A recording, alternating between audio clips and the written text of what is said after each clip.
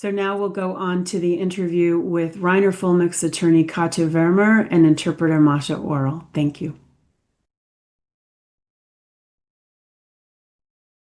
There's a bigger agenda driving this, and this agenda is about life and death. Only if people understand how serious it is, these people are trying to literally kill us.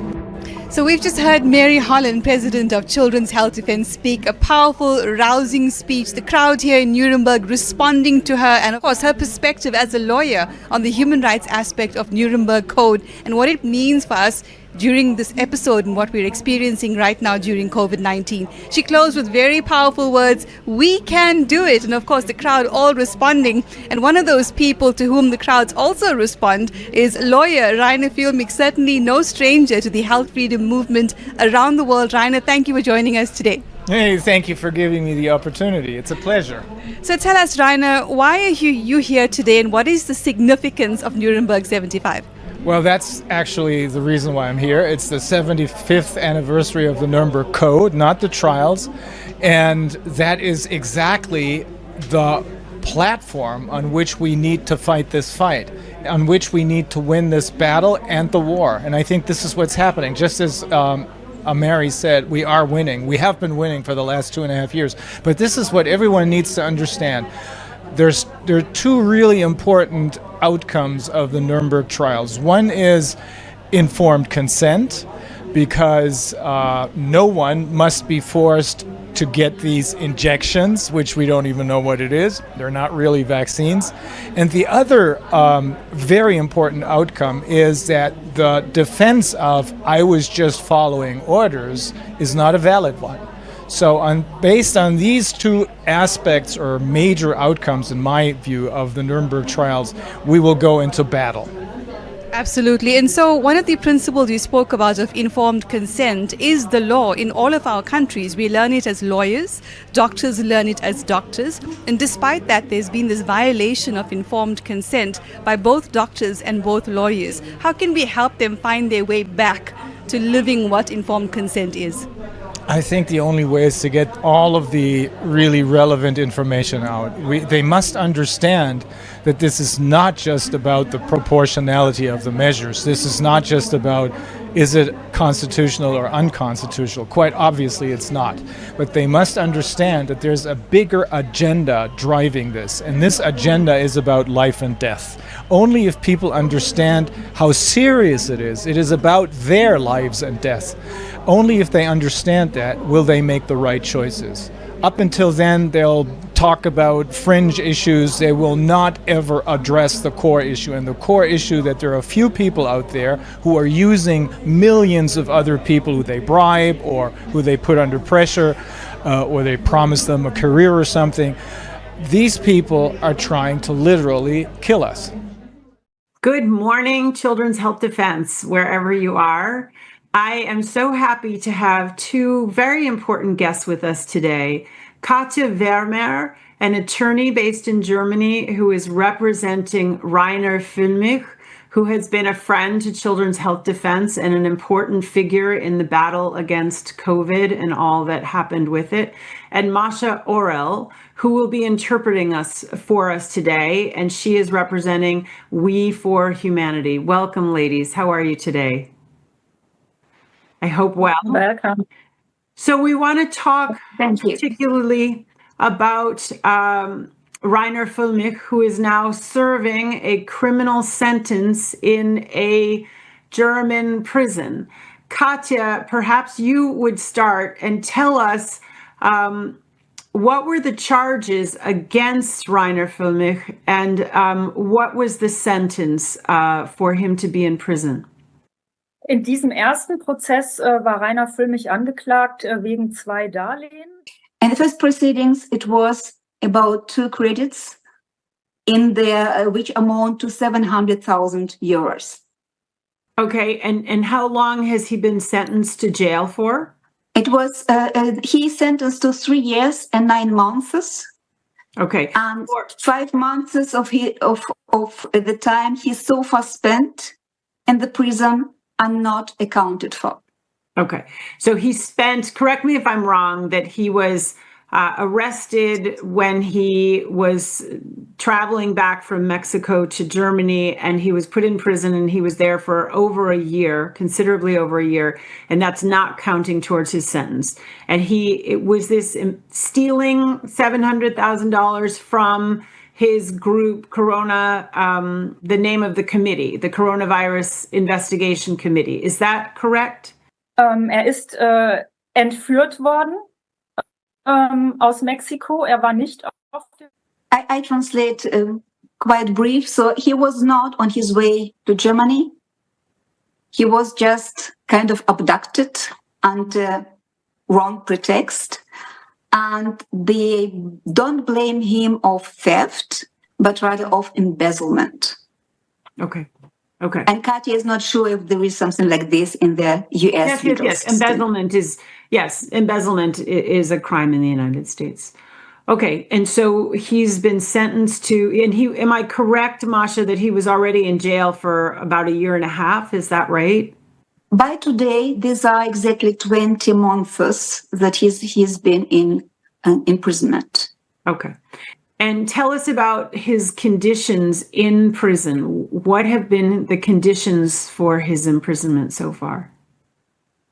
Und ist jetzt in einem Gefängnis, wo es ihm besser geht. Er darf jetzt mit allen. Of all sudden, Reiner was moved from the prison where he's been so far to a different one, and now he is enjoying in much better conditions, meaning he's allowed to talk to the other people in the prison, and he is more free to call his wife, for example. All of this was not given in their prison where he was kept prior to indictment.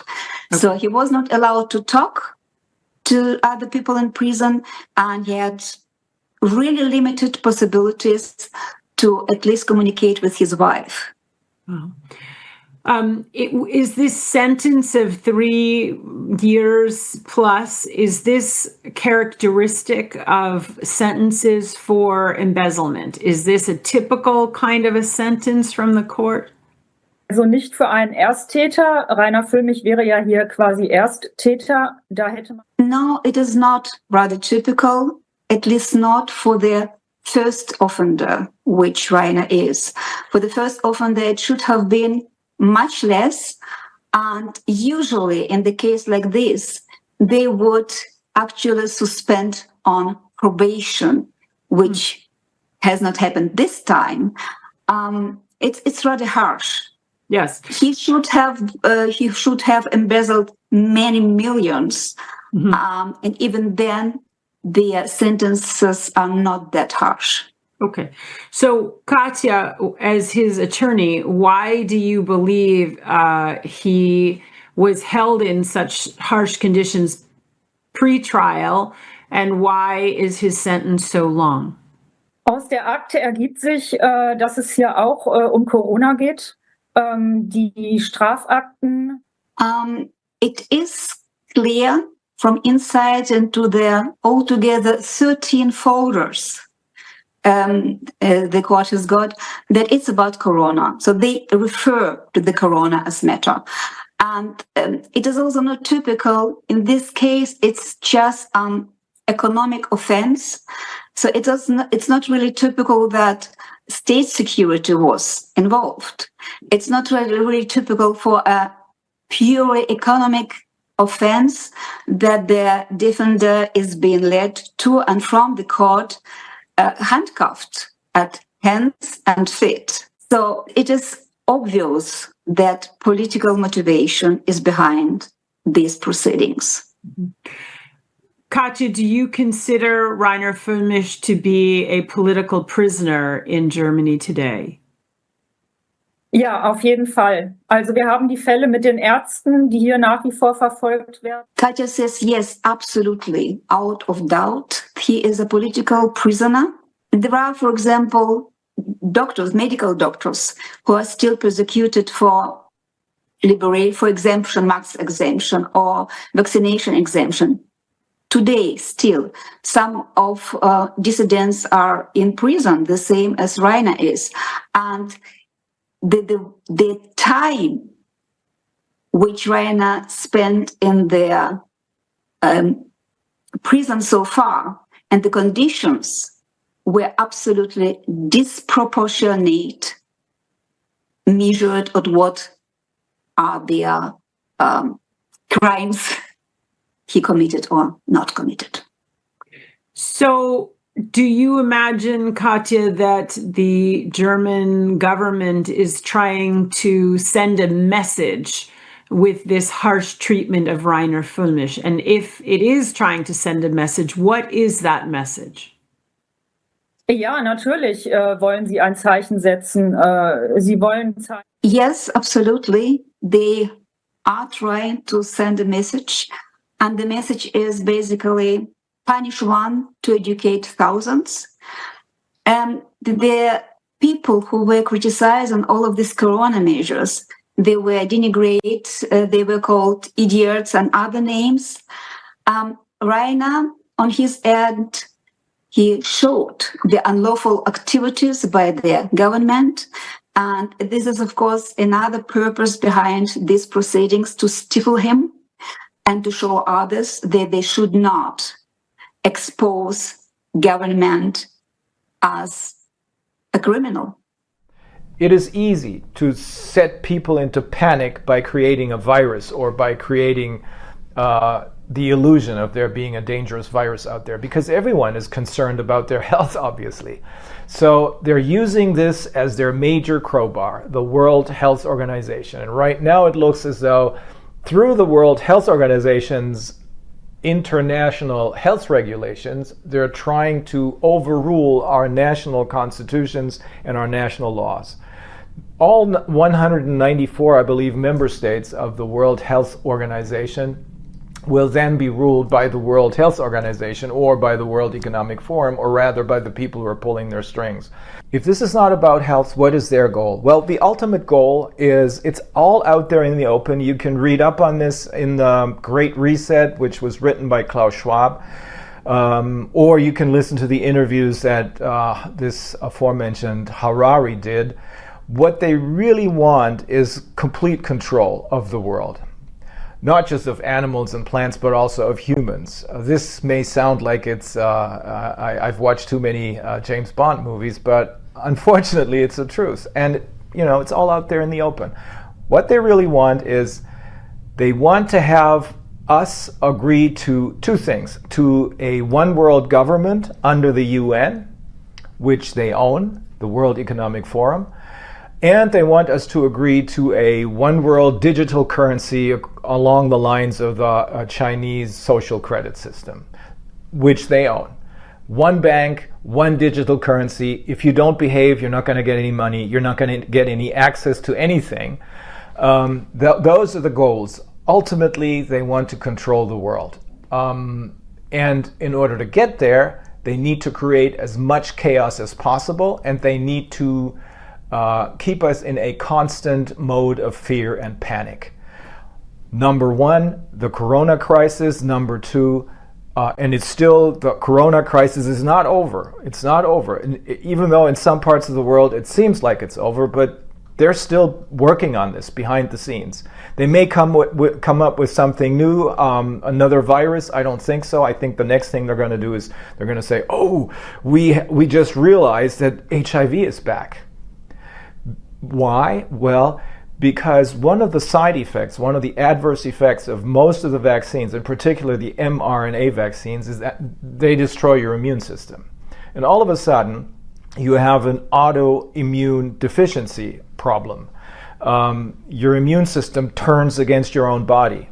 And this is what happened with AIDS, or at least they claim that this is what happened with AIDS back then. There's still a discussion about whether or not AIDS was caused by HIV. Judy Mikovits says no. She sees the parallels between what's happening now with Fauci et al.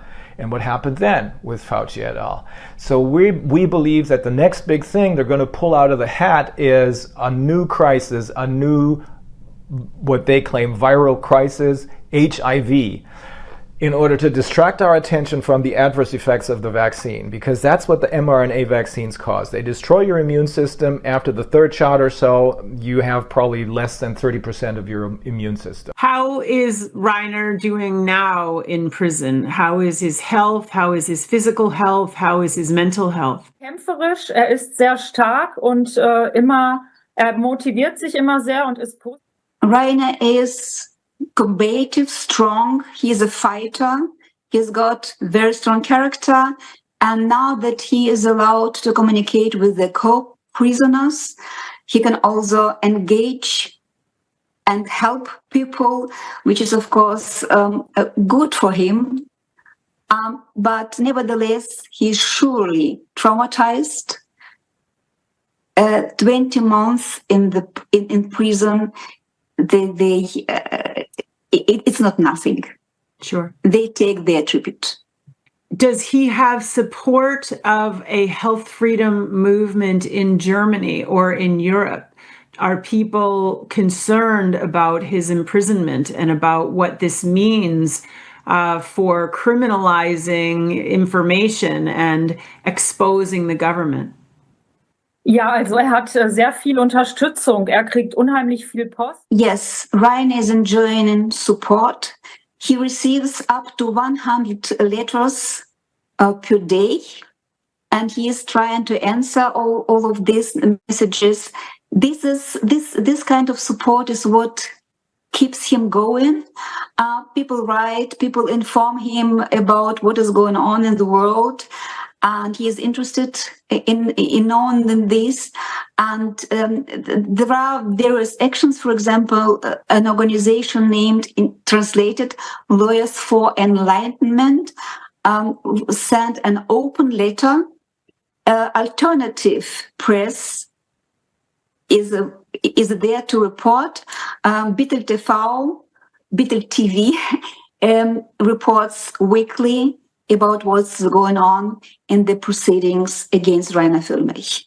So yes, he does have support in alternative media, in opposition, but the mainstream, of course, either does not report or report in a specific way to belittle him. Yeah.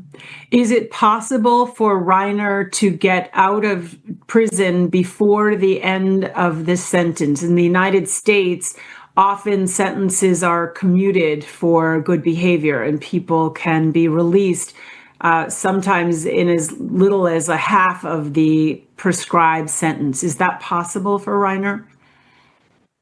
Das ist grundsätzlich möglich, natürlich, auch in Deutschland. Hier ist es allerdings. In principle, this is also possible in Germany.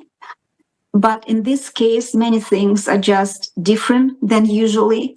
Investigative detention, 5 months of investigative detention, were not taken into account. This is unusual. Usually the time he spent so far in prison prior to the sentencing should be taken in account. This would be a normal procedure. This didn't happen. And they explain it by saying he did not show any remorse, no regrets, no excuses. And he also insulted. It was very harsh towards the judge, towards the state prosecutor, because he felt that it was unjust what was done to him, and they said this is what this is the reason for this harsh sentence and for not taking into account the time he spent in prison so far. He says he is not guilty, he is innocent, and Katja says, in her eyes, in her opinion, he is innocent.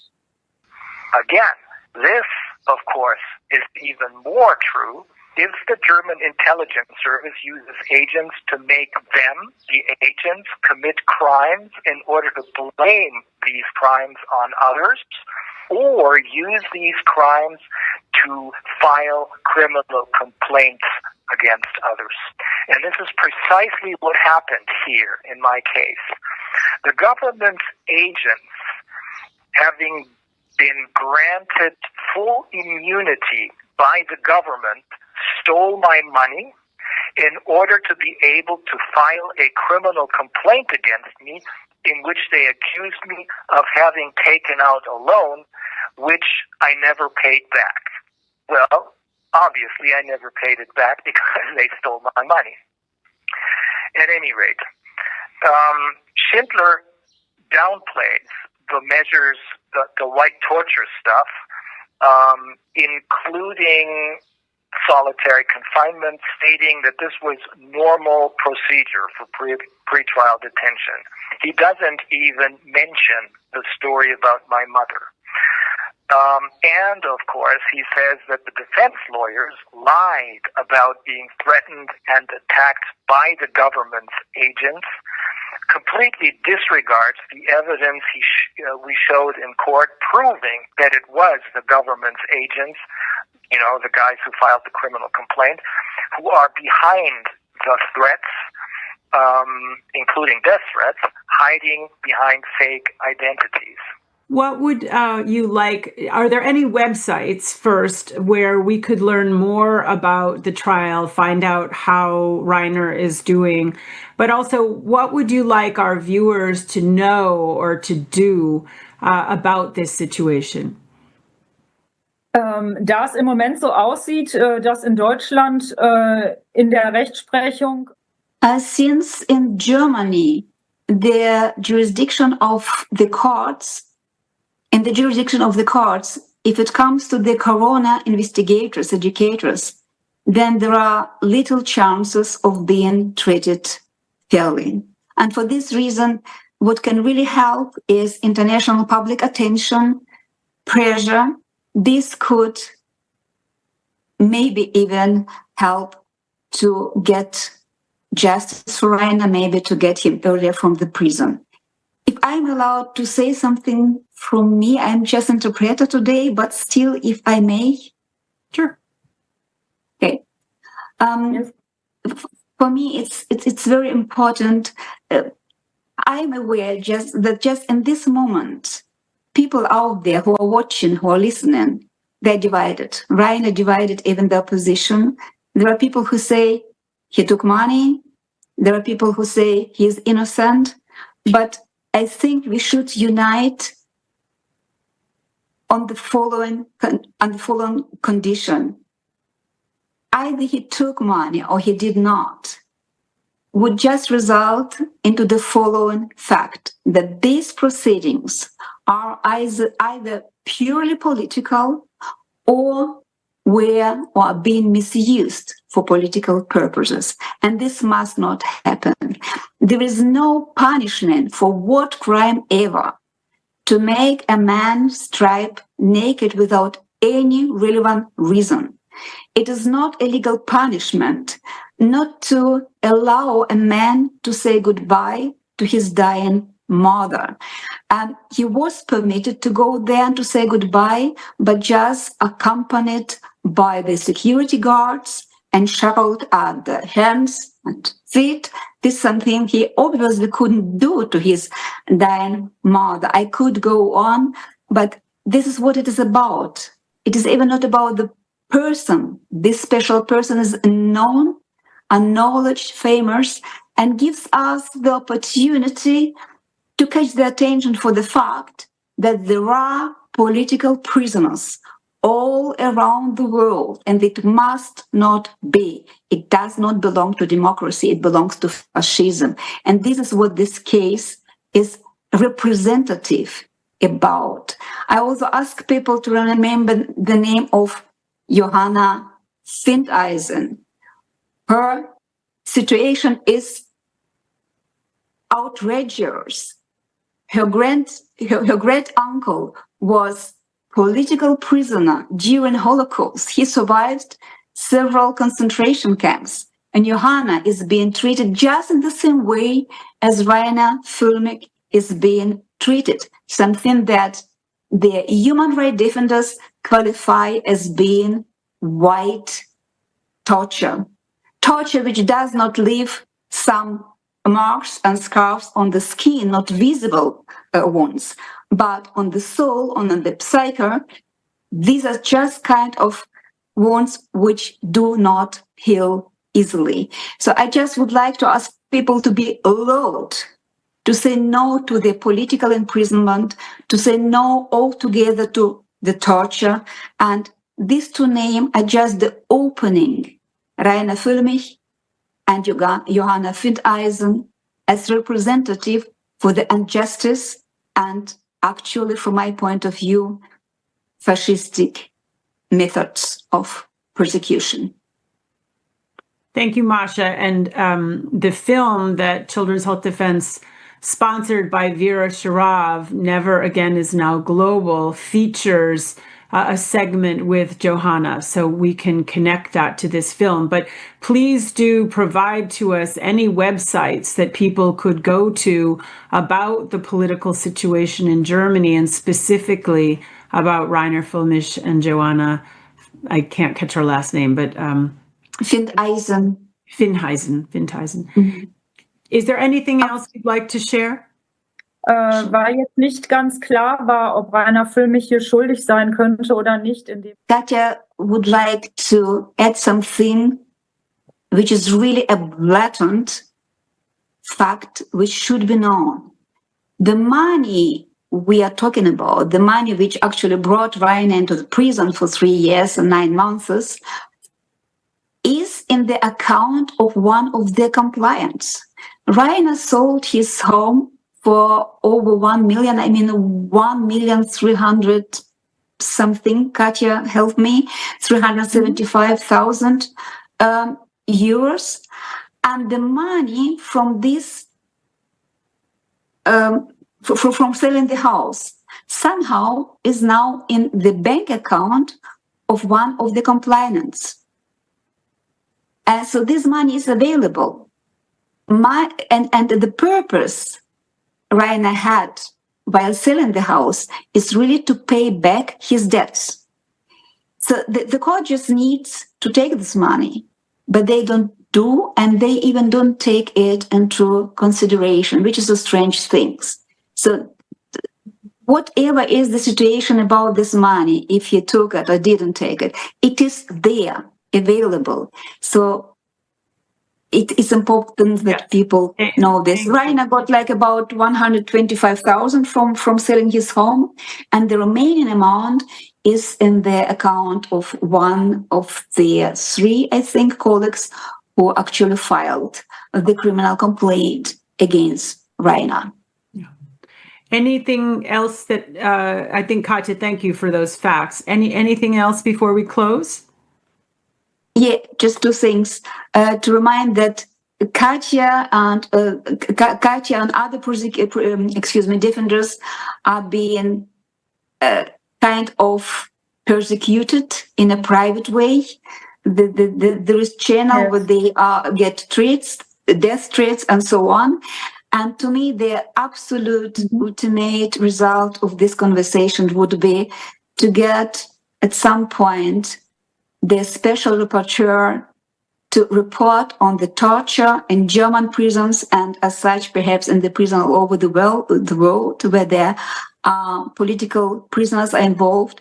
And we would like very much to have an independent observer from the US Embassy in the proceedings, in the court room for Johanna, Reiner, and, well...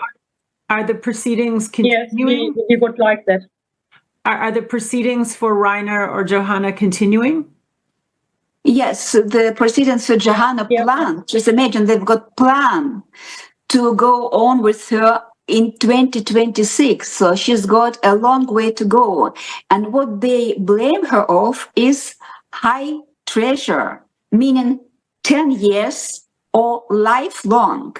And all she did was shaking hands with a Russian diplomat, I think he was, because it was a day on which 49 Russian children died in a huge plane accident over Germany.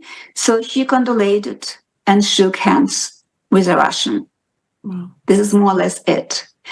There is nothing, not one proof Wow. that she did anything unlawful. So it's going on. The Reiner court hearings will start over again, and Johanna's court hearings find place right now. I don't mean in this moment, but regularly. Ein zweites Verfahren geben für diese monatlichen Zahlungen. Nochmal. Reiner is now confronted with a second prosecution, proceedings regarding monthly payments. Katja, was für monatliche Zahlungen? Kannst du da ein bisschen näher erklären? I asked Katja to elaborate a bit what kind of monthly payment this is about. Die Kanzlei Fuellmich hat damals die Kommunikationsarbeit mit den Unternehmen. So, this month's payment, what is it about? Back then, during the Corona Committee was working and delivering every other day, every week, new reports. They've been interviewing people. They've been receiving many emails, many reports, phone calls, and so on. It was impossible to work through it without any support. So Reiner got money to pay people to proceed communication. So these are monthly payments for communication support. I think it's fair to put it this way. And Reiner has been blamed that they didn't do anything for this money. So these monthly payments were not justified by any labor. So if they filed now revision, which is formally to do in written, if they get through with this, then the first proceeding will be renegotiated again. And for the second reason, this monthly payment is another more court case which will be heard. And I forgot, Katja filed. You filed in UN with which, Katja? It was too much text. We filed a proceeding at the UN at the Special Working Group for Arbitrary Detention, which also worked for the case of Julian Assange. Yes. We hope they will do for Reiner too. Yes. Well, thank you both so much for giving us an update on this case of Reiner Fuellmich, who did do some very important work around coronavirus investigations and has been a friend to Children's Health Defense. And I look forward to staying in touch and learning more as things proceed. And I hope that we will be able to include link addresses where people can go to learn more. Thank you both so much, Katja and Mascha. Mary, thank you for this chance to talk to the world. Thank you. Of course. Thank you. Thank you very much. Yes. I'm still standing, and nothing will change that, because I am convinced that right now, in all this chaos that seems to be consuming this planet, we, and I in particular, need to stay calm and focused and realize that almost all of this chaos is staged and just an illusion to put us in panic mode. This is psychological warfare. I've said this many times before. And we, the humans, the real humans on this side of the fence, know and sense this. And we know that we'll need to take responsibility for our own lives very, very soon, as the crash is now imminent. It will be up to us to bring the monsters to justice, and that we will do. Let us finish the job. We can and must do it, I believe. Once again, I want to thank you all for your incredible and incredibly moving support. I will keep calm and focused, and I'll do my best to strike back when the time is right. That, I think, is very soon. There's a song by Otis Redding that puts me in the right mood, and that is Sitting on the Dock of the Bay. And there's another song by a group called Empire of the Sun, I think it's a one-hit wonder, whose title is We Are the People. That reminds us who's the boss. I'll see you all soon.